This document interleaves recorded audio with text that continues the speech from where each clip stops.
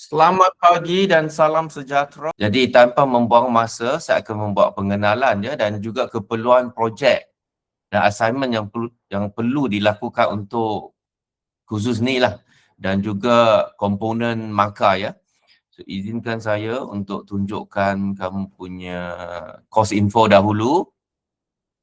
Kod khusus adalah FTA 242. Nama khusus Creative Thinking. Jadi saya rasa separuh khusus ni kita akan fokus pada teori lah, teori creative thinking. Tapi berdasarkan pada pengalaman saya, kalau kita buat all the time teori tentang creative thinking ini, saya rasa macam tidak berapa efektif lah. Kita perlu ada tapi bukan all the time, because creative thinking ni saya rasa asalnya manusia ini memang sudah ada kreatif tau, sudah ada pemikiran kreatif. Cuma kalau nak belajar lagi ke bolehlah, tapi secara ilmu sajalah. Tetapi kalau nak apply, saya rasa macam tak efektif sebab kamu sendiri sebenarnya sudah ada daya kreativiti itu. Tetapi mungkin daya kreativiti itu telah dikelirukan atau telah dihalang sepanjang proses tumbuh besaran kita lah. Sebab kita nampak kalau budak-budak kecil ya, umur 5 tahun, 6 tahun, 7 tahun, sangat kreatif mereka buat apa-apa saja mereka suka dan mereka ada kemampuan menyelesaikan masalah.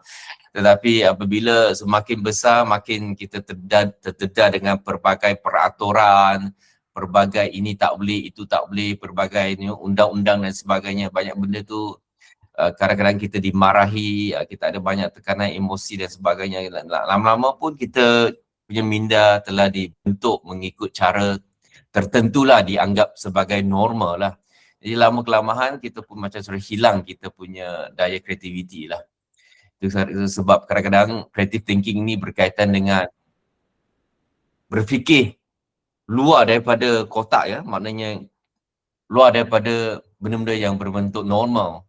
Tapi bahayanya disebabkan zaman moden ni, kalau kita keluar kepada luar kotak atau keluar daripada normalisasi tu, proses atau keadaan normal tu, agak bahaya lah kan, sebab kita dah lama bentuk peraturan dan ada sebab-sebabnya kenapa peraturan tu ada kan. Itu agak bahaya sikit lah. Tapi itulah hakikatnya. Anyway, the point is, mungkin half kita akan fokus kepada teori, another half kita buat practical. Because melalui practical lah kita boleh test ya, kita punya pemikiran kreatif. Oleh itu, dalam kursus ni, kita ada satu projek yang berbentuk atau memberi peluang anda mengaplikasikan pemikiran kreatif anda. Tetapi dia ada 3 bahagian lah. So 3 bahagian ni kita adalah satu bentuk perkembangan lah kepada projek akhir. So projek akhir ni dia boleh macam-macam bentuk ya. Dia boleh berbentuk dokumentari, dia boleh berbentuk PSA, Public Service Announcement, dia boleh berbentuk experimental film, dia boleh berbentuk macam ni, lecture video about a certain topic. Tetapi yang utamanya adalah perlu ada isu, social issue. Jadi maybe start from this week, you try to bacalah mungkin berita-berita terkini tentang apakah masalah masyarakat, terutamanya di Malaysia, isu-isu sosial, macam-macam isu sosial, pergi buat research sendiri. Mungkin racism, mungkin masalah merokok, vape, masalah penipuan online, masalah merempit, macam-macam lagi lah yang you know isu sosial ni. Cuba fikirkan dan try to come up with one project di mana anda boleh memberi kesedaran kepada masyarakat lah isu-isu macam ini. ataupun sekadar nak bagi peringatan, you know, melalui PSA, ataupun memberi kesedaran lah tentang masalah ini melalui dokumentari, atau setakat nak menunjukkan kesedihan atau kesengsaraan orang yang menghadapi sesuatu masalah tertentu melalui video-video eksperimental. Contohnya kalau orang menghadapi multiple identity, kecelaruan mental, semasa datang kuliah, macam mana perasaan dia? Mungkin dunia dia nampak suram saja, tapi ditunjuk dalam bentuk video eksperimental. Mungkin dari segi visualnya berwarna-warni ke, ataupun hitam putih, ataupun bergerak-gerak ke. Itu terpulang pada kamu. Tapi kriteria pemakahannya adalah kepentingan isu dan berkesanan kamu memvisualisasikan isu-isu sosial ini. But anyway, ini cara pengenalan, nanti saya tunjuklah kita punya borang, kita punya proses dia, dan mungkin sedikit kerja-kerja student lepas lah, semester lepas lah, so that you have the idea lah.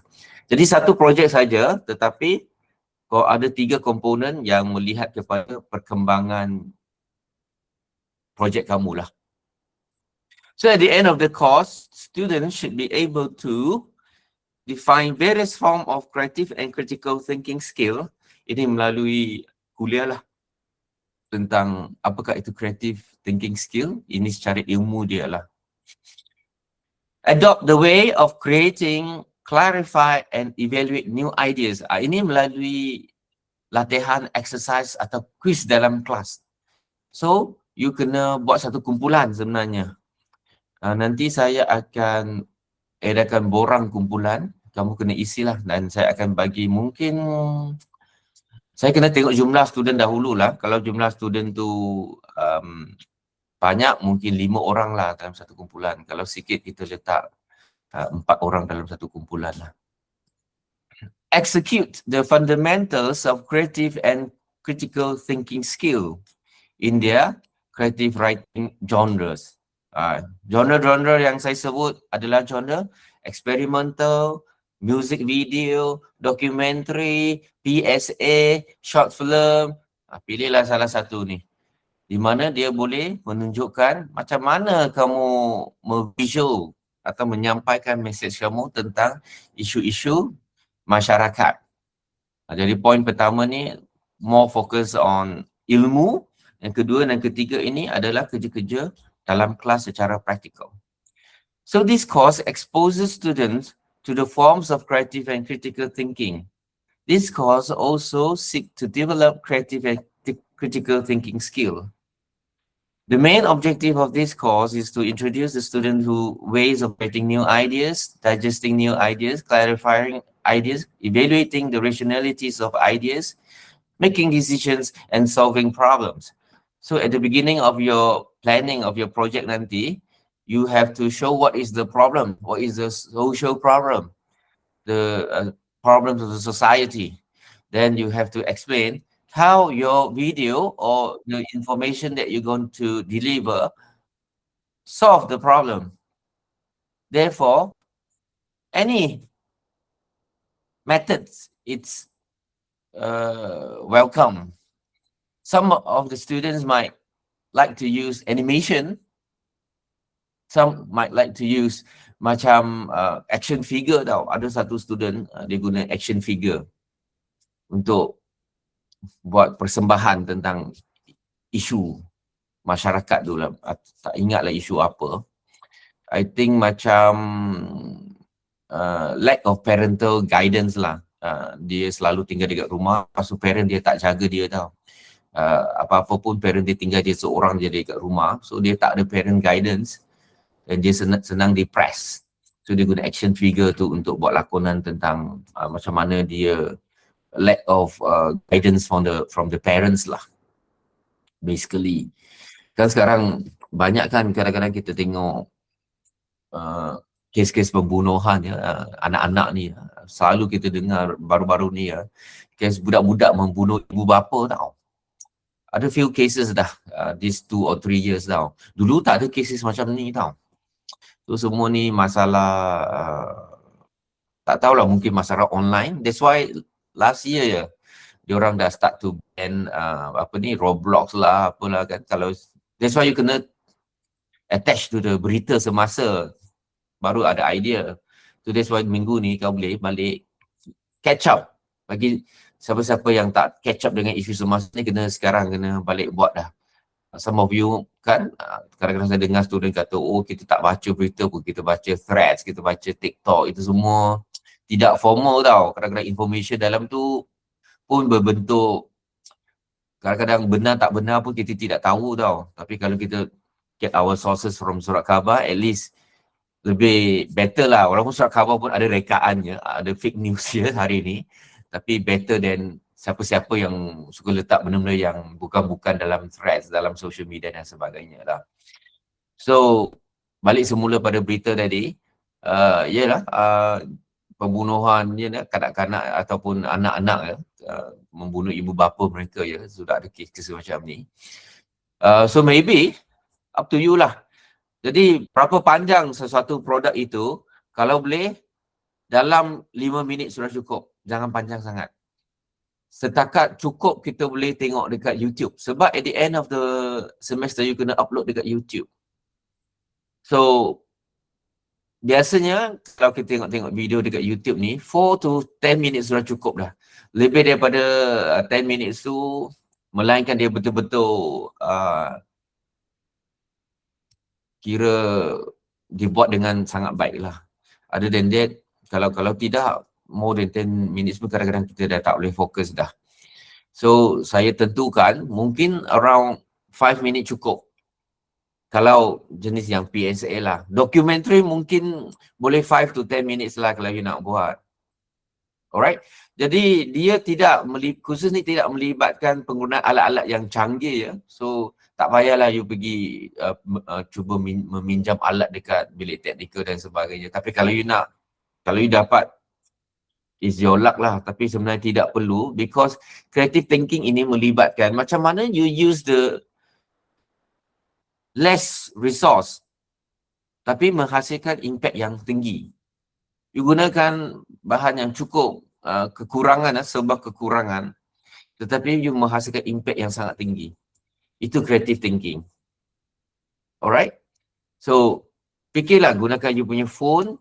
Macam I edit video pun I guna I punya komputer punya native software macam iMovie lah, because I guna iMac kan, iMovie saja I edit. I tak guna pun Adobe Premiere ke ataupun yang canggih-manggih punya ni software. Saya tak guna pun professional XLR yang ada lens boleh fokus tu, tak ada pun. I guna phone dekat handphone saja kan, kamera dekat handphone to do a lot of video. Hari ni kita buat animation pun kita guna AI saja kan, animation, gambar dan sebagainya. Dan bagi yang ada pengetahuan tentang Photoshop, Illustrator, semua tu you boleh gunalah to produce video. So semua ikut kreativiti kamu. So tetapi kriteria pemakahannya kita nampak, yes, minimum budget tetapi high impact. That's why kebanyakan projek dalam khusus you kena duduk dalam group and you kena bincang, and paling penting help each other dalam group itu. So the degree of creative and critical thinking skill that they will help them to make a good judgment and enable them to clarify creative, critical and brilliant arguments. Brilliant arguments, this come from your presentation, because after you plan your project, you have to present in the class. Then finally, upload the video in the YouTube lah. In addition, this causes to train students to think strategically and analytically to enhance the process of creative and critical thinking skill through all the process and project that I mentioned just now. Therefore, the syllabus content will cover introduction and supervision, which is today, introduction to thinking and creative thinking by next week, and the following week, metacognitive operation, attitude cognitive theory, metacognitive thinking development. I might not be able to cover all this according to the chronology of following the weeks. Sometimes I might teach about creative thinking in a different week, or hoki theory in another week, or maybe I patah balik mental activity introduction merujuk pada perkembangan projek kamu lah. Maknanya mungkin saya tidak akan ikut one by one sampai habis. Nanti saya pernah buat semua ni tapi student tak berminat, you know, and student tidak boleh fokus. So saya rasa saya akan sentuh everything ni, semua ni melalui projek kamu. So as long as you buat projek kamu dalam kelas, you develop your project, and I try to expose lah melalui projek masa kamu buat projek kamu, all this type of thing, especially thinking cap, memikir sesuatu berdasarkan kepada konsep tertentu. Kadang-kadang orang fikir melalui practicality. Kadang-kadang orang berfikir melalui philosophically. Kadang-kadang orang berfikir melalui emosi. Ini bergantung pada peribadi pelajar masing-masing. So I only able to detect it when I work with you or when I see your macam mana you buat kerja dalam kelas lah. Because sometimes orang belajar kan, orang suka tanya kan, "Sir, kenapa kita nak belajar ni macam tak guna je, lepas kita habis belajar kita tak guna pun benda ni. Sir, kenapa kita nak belajar ni macam tak ada function saja." Orang macam ni adalah orang yang berfikir secara praktikal. Apa yang dia belajar dia nak tengok resultnya dari segi dia pun boleh buat, dia boleh solve problem secara praktikalnya. Itu orang yang berfikir secara praktikal. Tapi kalau orang yang berfikir secara filosofikal, secara falsafah, dia akan fikirlah, okey, bagaimana kursus ini merubah cara pemikiran saya? Bagaimana kursus ini mengubah sikap saya? Mungkin sebelum ni saya kedekut, lepas ni saya menjadi seorang yang pemurah hati, menderma dan sebagainya. Atau sebelum ni saya takut nak berkomunikasi dengan orang, takut nak bekerja sama dengan orang. Tapi lepas ni saya lebih senang bergaul dengan orang dan senang mengenali orang-orang yang saya tak kenal sebelum ini, dan saya menjadi lebih berani present depan orang ramai. Ini dari segi emosi dan juga falsafah lah, mungkin falsafah dan emosi lah. Ini orang yang fikir secara ataupun wearing that kind of cap, memakai topi macam tu. Jadi dia melihat dari situ. So kadang-kadang kita jadi cikgu ni, kita tengok apakah bentuk atau cara pembelajaran belajarnya. Setengah-setengah pelajar sensitif terhadap emosi mereka, setengah-setengah sensitif terhadap pemikiran, sensitif terhadap perbuatan mereka, setengah-setengah terhadap warna, setengah pendengaran. Sometimes okey dengan pendengaran, dengan visual macam kita buat online class ni. Tapi bagi yang nak ada aktiviti online class ni dia tak boleh, dia tidur, dia tak boleh tahan, dia tidak boleh fokus. Tapi kalau pergi kelas buat sesuatu aktiviti, yes, dia datang, dia datang every week dan dia boleh buat. Tapi kalau secara online dia tak boleh. Tapi setengah-setengah dia lebih suka online, duduk kat rumah online, dengar saja. Lepas tu kalau nak suruh buat, macam malas pula dia nak gerak. So it depends. Anyway, itu secara teori dia. Okay, dia tengok komponen markah kita. Assignment pertama 30, kedua 30, ketiga 40. So kamu akan dapat carry marks selewat-lewatnya minggu ke 10, 60 markah ni. Dan assignment ini markah yang benda yang you upload dekat YouTube lah, 40 markah. Ini ada recommended test. Kita tengok dia punya assignment . Okay, students must complete all 3 interrelated methods of assessment, which I mentioned just now. There are 3 components of assessment to achieve a passing grade in the course creative thinking. Failing to do so will render all your assignment unassessed and a mark resulting in the whole group repeating the course next semester. So make sure you finish all the component of the courses, especially the first 2. All assessment for this course are group assignments. Therefore, establish a fixed team with a team leader consisting of team members from various programs register for this course. But of course, for this course, kita ada satu program sajalah untuk this one lah, because this program used to cover all the group dalam fakulti ni, tapi sekarang kita dah berpecah, kita fokus pada filem saja, and you are from the film group. So lepas ni duduk dan cari you punya ketua, dan mungkin form a group lah, about 4 atau 5 orang lah. Tapi nanti ni saya akan confirm balik ya, saya akan bagi borang dan saya letakkan maksimum berapa member kamu. Once the team is established, discuss among members to name your team. Since the course consists of students from various programs of the, ni dululah tapi sekarang tidak. So kita sudah ada WhatsApp group. So fokus kepada WhatsApp, tengok, please check your WhatsApp group for all the updates about this course. Ni kita for this semester, CAFF 111 saja, yang ini untuk lecturer yang lain lah. All assignment must be submit in the form of soft copy. So kita tak ada lah print out the kertas sekarang. Yang ni dari segi penamaan folder kamu lah. Nanti saya akan create satu Google link for you to submit your project. And also, it's also the place that I put all my lecture notes and slides. Ini contoh lah you nak namakan folder you. Tapi tak apalah, nanti ni kita discuss kemudian. So assignment 1 or 3 are chronologically interrelated. That means it should show the progression of your project. If the first assignment is not done or completed, then it will render the other following assignments unable to be done and assessed by that group lah. So itu secara logiknya lah. The same also applies to doing last assignment. So ni panjang ya dia cakap ya, tapi tak apa. Ini yang penting yang saya sebut tadi.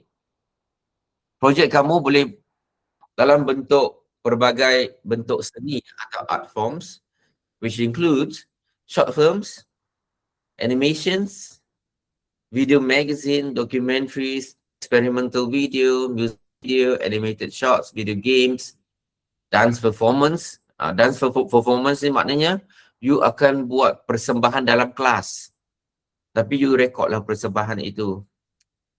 So meliputi juga persembahan ya, kalau siapa nak buat lah. Stage play, art display. Art display ni kalau you ada produk lah, produk poster, filem, lukisan, ataupun satu carta lah yang menunjukkan isu-isu dan punca berlakunya isu itu dan cara penyelesaian. Satu poster yang you rasa you akan lekat dekat tempat-tempat awam lah untuk memberi satu kesedaran lah. Contohnya dulu kita ada banyak ya, kita jumpa poster-poster dekat hospital. Kurangkan merokok. Merokok adalah haram di sisi agama Islam, something like that. Ataupun jauhi dadah. Ataupun jauhi seks rambang, punca HIV, something like that. Selalu kita nampak dekat hospital ya. Sekarang saya tak tahulah, sekarang saya nampak macam kencing manis, apakah isu-isu ni, apakah punca-punca kencing manis, punca-punca darah tinggi, semua tu kadang-kadang saya nampak juga tahu dekat hospital, poster-poster macam tu lah.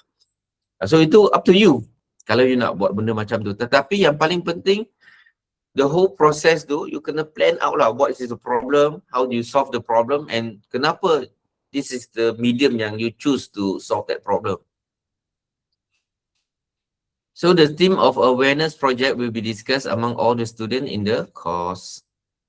So assignment number 1, pitching your idea. Ini saya rasa kita buat dalam minggu keempat ke lima macam tu lah. Idea pitching.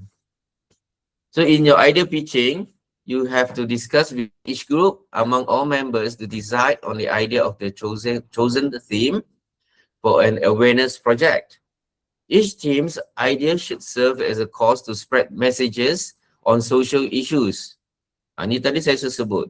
The intention is to make the audience aware of the issue, feel a sense of responsibility for the cause, and take action. For the idea pitch, the group will have to prepare a pitch deck with this section, where dalam you punya pitching punya dokumen tu, dalam ini kita buat dekat Words dululah. It will have introduction. That means you have to introduce your team members. Lepas tu background. This is very important. Ini biasanya kita sangat panjang. Because this is about what kind of issues. Of course, you have to refer to berita, surat khabar, or some study or academic research about the issue itself lah. Maknanya kena isu yang betul-betul wujud dan terkini, bukan isu yang you reka-reka. Memang ada isu macam ini yang berlaku dekat Malaysia lah. So at the same time, you have to explain why, how it fits into your theme. Kenapakah medium yang kamu pilih itu adalah terbaik untuk isu kamu tu? Medium tu tak tahulah. Documentary ke, PSA ke, animation, benda-benda yang saya sebut tadi. So you have to highlight the objective. Lepas tu you have to pitch dalam kelas nanti melalui kertas kerja ni lah. So highlight your USP atau unique selling points. You have to explain which part of your ideas is unique enough to be a selling point. Kenapa isu you ni sangat special? Adakah isu-isu yang tidak pernah di cover sebelum ini? Kalau tidak pernah dibincangkan, yes, it's important. Tapi kalau isu tu dah lama dibincangkan dekat macam-macam, kita type dekat YouTube pun berlambak keluar, tak payah buat. Juga kita check, adakah isu tu ada. Kalau jarang dibincang, yes, marilah kita bincang. Jadi janganlah risau sangat tentang takut sensitif lah dan sebagainya lah. Okay, I mean bergantunglah, that's why you kena pitch lah. Sebab kreativiti ni kadang-kadang kita takut ya berkreatif ya, sebab takut especially dekat Malaysia, kita takut menghina siapa ke, menyebabkan sesiapa sensitif ke, kita takut sangat.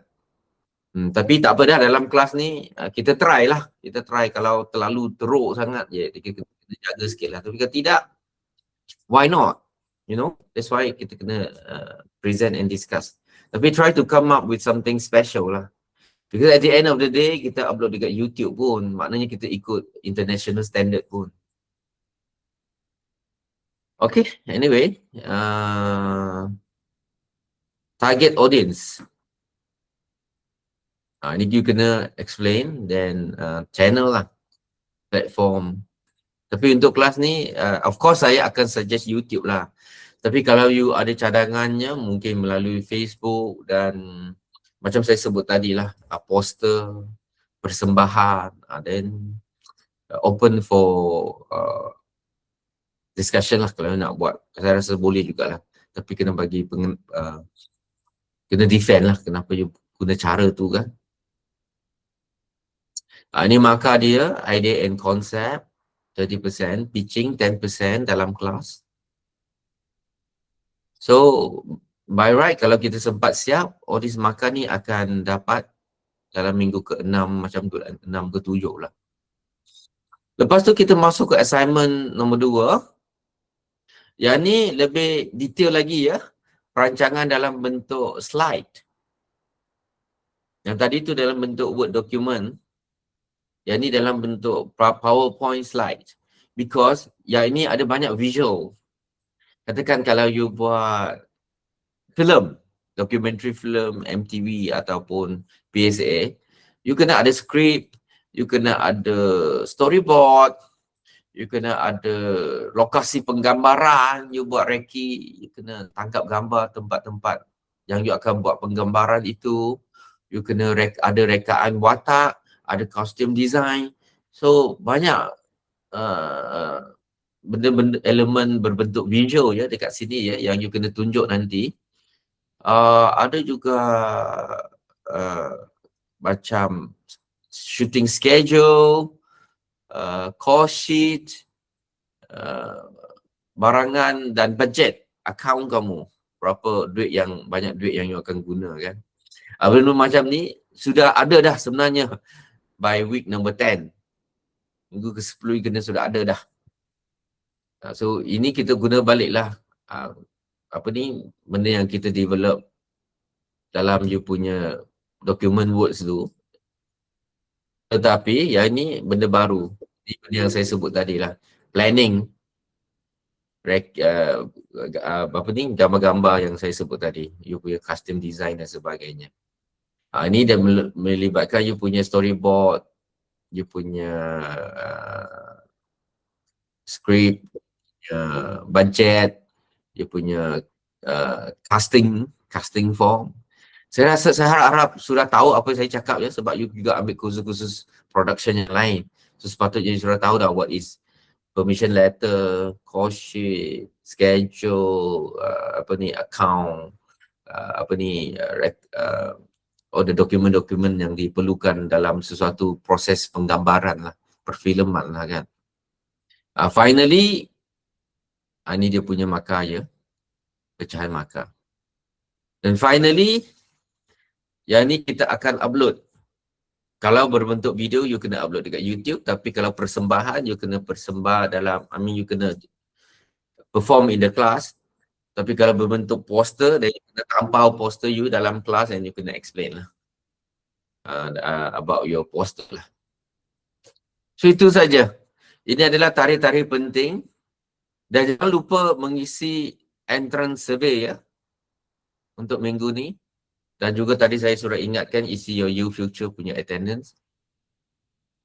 Jadi saya rasa ni agak standard lah. Cuma yang you perlu pay attention adalah minggu ke-7, submission assignment 1. Tapi sebelum tu mungkin kita buat presentation. Lepas tu minggu ke-11, submission assignment 2. Dan akhirnya, maknanya dalam minggu ke-11, ke-13, you kena keluar buat shooting dan sebagainya dah. Editing dan sebagainya. Lepas tu minggu ke-13 kita upload and buat final presentation melalui YouTube kamu lah. Okey.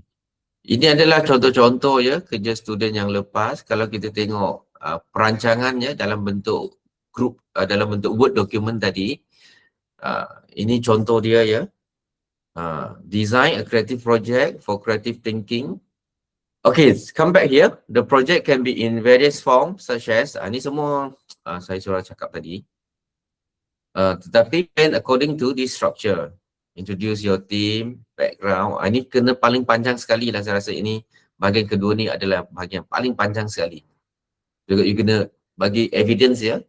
Contoh artikel surat khabar ataupun link kepada artikel atau tempat-tempat yang membincangkan masalah ini ya. Lepas tu barulah you highlight how do you going to do your project, what kind of objective. Dan tadi ni saya sudah cover lah. So contohnya, yes, title untuk kumpulan ni, Digital Trap, team name for sure. Ini contoh lah. We are a group of creative media students passionate about using visual storytelling to raise awareness of overlooked social issue in Malaysia. Our goal is to merge creativity with social. Ini agak general. Tapi kalau kita tengok, sebenarnya ni tak cukup ya. This is not the best work. Tapi apa yang saya ada setakat ni. Ini sebenarnya perlu lebih panjang, lebih kena satu dua muka surat lagi sebenarnya. Ini sangat pendek. In recent year, investigations in Malaysia have revealed that many youth are increasingly addicted to smartphone and social media platforms like TikTok, Instagram, and YouTube. This overuse affects their studies, relationship, and mental health. Sepatutnya, all this kena ada sumber rujukan. How do you know?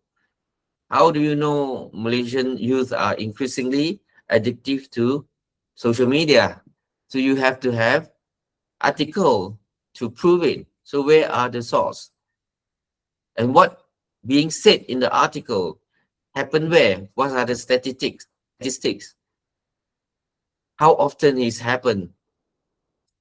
And why youth act in the way they're acting? So it could be better after this. I mean, after this word, there can be more. You can explain more actually. So this overuse effect affect their studies, relationship and mental health. Okay, where is the proof of this? Jangan pakai cakap saja. So apakah kesan dia? Where are the studies that shows because of the youth engagement with social media? Mungkin one group, the exposure is 5 hours per week. Another group, exposure is 20 hours per week. So 80% of these youth poorly perform in academically. But this group, very good. Well done academically because they engage less hours in social media. So you have to have that kind of studies. So mana study tu? Digital Trap is the title lah untuk project ni. To raise awareness about how easily young people can lose control over their digital habits. So now, why it matters? Why your project ini dirasakan boleh solve the problem? So digital trap in personal groups, tak apalah, this is the, so now how? To educate Malaysian youth about the risk of excessive smartphone and social media. To increase awareness among students, parents and educators, ni dia pasal dia punya target audience. To influence the shift attitude and passive scrolling of digital dependency. So how do your project ni dapat kononnya boleh shift in attitude? This is about unique selling point. Apakah keistimewaan projek kamu? Sebab kononnya projek kamu fokus kepada real story. So adakah watak-watak yang you gunakan tu adalah orang sebenar yang ada problem ni? Kalau yes, better lah. Tapi janganlah tunjuk muka mereka, nanti you mengaitkan mereka pula kan. Mungkin you change the voice mereka ataupun you tutup muka mereka dengan bayang-bayang. Tetapi it's a real person lah. Tapi you tutup muka mereka ataupun you tukar suara mereka lah masa interview tu kan. To show that this is a real person. Target audience, then platform dekat YouTube. So kalau you letak tiga-tiga ni, I kena tengok lah tiga-tiga ni. I kena tengok. YouTube ada, Instagram ada, TikTok pun ada. And dia punya format. YouTube dia 16:9. Dia punya aspect ratio. Size screen dia. Kalau Instagram dia memanjang, dia menegak. So how are you going to do that? You kena ada. Jangan you kata target channel, which is what happen in this group lah. Kata ada 3 channel tapi tunjuk saya 1 channel saja. Yang 2 tu tak siap. So be careful. Kalau letak 3, you kena buat 3. Kalau letak 1, you buat 1. Okay, lebih kurang macam ini. Tetapi it could be better lah. This not the best one. Tapi cukup untuk pass. Tapi it could be better. Ini contoh perancangannya. Ini yang perlu dihantar pada minggu ke-11 nanti. Digital Trapped. Synopsis, storyboard, treatment and script, costume design, location and timetable. Of course, again, it could be better. What is your budget? Even though tak ada budget pun, kena list out lah what are the things that you're going to use and the source. Adakah you pinjam dan sebagainya. Tapi kurang susah nak percaya lah tak ada budget. Paling kurang pun ada budget makanan, you know. You nak buat shooting mesti ada budget makanan. Ada budget transport, sikit-sikit pun ada juga sebenarnya. Takkan langsung tak ada. Synopsis, storyboard, custom design dan banyak lagi lah. Contohnya kalau ada karakter, casting form, call sheet, dan macam-macam lagi lah. Ini sinopsis dia. Actually saya tengok juga rekaan slide tau. Rekaan slide ni tak berapa sesuai lah. Especially page ini, kita nampak teksnya susah sangat kita nak baca teks tu. Susah nak baca teks because dia letak gambar dekat belakang teks. Kau boleh, saya pernah cakap kau, jangan letak gambar dekat belakang teks. Susah nak baca. Especially untuk teks ni. Macam ni still okay lagi. Alright. I think masalahnya dari segi this dot ni lah. Walaupun jelah secara baiknya dia dah letak perbezaan warna je, iaitu warna putih kontras dengan warna putih kontras dengan merah je. Sini pun okey juga putih dan merah. Cantik lah dari segi penggunaan warna. Tapi dari segi legibility keboleh bacaan satu teks tu hancur. I think sebab dia punya coraknya lain. It's nothing to do with colour, tetapi dia punya corak dekat sini. Dia texture dia berbintik-bintik. Over here kalau dia flat saja ataupun dia, sini nampak somehow nampak okey lah. So ni dia punya script, treatment and script over here. Tapi kalau boleh jangan letak macam ni. You buat script you dalam Word document. Lepas tu you print screen ataupun you save as a JPEG, you letak dalam slide. Supaya kita boleh nampak the real script tu dalam slide. Bukannya type macam ni. Macam ni susah kita nak baca, susah kita nak tengok. And kita tidak nampak your real product. So hopefully semester ni buat betul-betul. Location ni pastikan kalau ini location yang you pilih, inilah location yang you guna dalam you punya projek. Alright, sebab ada setengah-setengah student dia ambil gambar untuk sekadar nak hantar kerja saja, macam tak serius. Tapi dalam mereka punya video nanti, dia punya projek nanti, saya tak nampak pun mereka guna lokasi rumah ni dan bilik ni. So benda-benda macam tu lah. Tidak serius ya. Begitu juga dengan wardrobe. Kalau inilah rekaan you, pastikan you guna inilah gambar you dalam your video lah, sepatutnya lah. That's why tak semestinya gambar, you boleh lakar saja, lukisan pun boleh. Tapi pastikan dia tak lari sangat lah. Taklah 100% sama, tapi at least 80% macam tu lah. Tapi kadang-kadang ada student, ini yang dia tunjuk, tapi dalam video tu totally lain, bukan baju ni pun. Story report tak perlulah 100% macam professional. Macam orang lidi pun jadilah kalau you know, kalau the whole group, satu team kamu tak ada seorang pun yang pandai melukis kan, apa boleh buat kan. That's why you kena carilah member-member yang ada ada talentnya sendiri. Mungkin satu very good in cinematography, satu very good in editing, satu very good in illustrating. Illustrating lah tu kena buat storyboard. Yang directing tu, cinematography dah jadi cameraman. And yang so-called ada leadership attitude tu, bolehlah jadi director. Tu pilihlah dalam kumpulan tu, you duduk, you discuss. Tengah masak ke, dia pergi dapur ke. Lepas tu dia main phone lagi dekat sini, pergi dapur. Main phone lagi. Lepas tu, bateri tak ada je.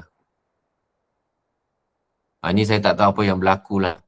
Terlanggar barang dah jatuh. Pecah barang tu. Lepas tu dia barulah nak keluar nak tengok matahari. Kalau tidak, dia terlalu terperuk dalam bilik dan sebagainya sampai dia macam dah lupa lah apa yang terjadi kan. Tapi it could be better lah storyboard ni sebenarnya. So ceritanya lebih kurang macam tu lah. So kalau dia selalu ada dalam bilik main all these app saja, macam-macam benda akan terjadi. Malah petaka ya, mungkin pecah barang ke something like that. Saya rasa dekat bahagian sini boleh buat something else. At the end baru dia buka tingkap and see. Okay, contohnya like this. Tapi again saya rasa banyak lagi boleh buat. Okay, saya rasa saya sudah habis ya tentang kursus ni. Okay, so nanti duduk bincang, duduk bincang, nak cari siapa ke 5 orang tu, dan nanti saya hantarkan borang kumpulan untuk you isi. Okay, boleh? Boleh. Okay, jumpa next week. Thank you. Bye.